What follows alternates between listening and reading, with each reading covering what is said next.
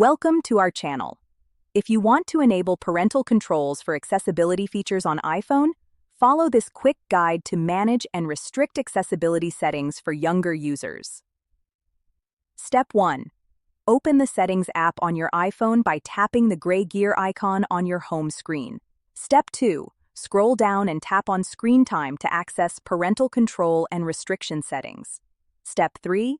If Screen Time is not already enabled, tap Turn on Screen Time and follow the prompts to set it up. Choose This is my child's iPhone if setting up for a child. Step 4. Tap on Content and Privacy Restrictions and enter your screen time passcode if prompted. Step 5. Toggle Content and Privacy Restrictions to the on position to enable restriction settings. Step 6. Scroll down and tap on Accessibility under the Allow Changes section. Step 7. Select Don't Allow Changes to prevent modifications to accessibility features, or choose Allow Changes to permit adjustments as needed. Step 8.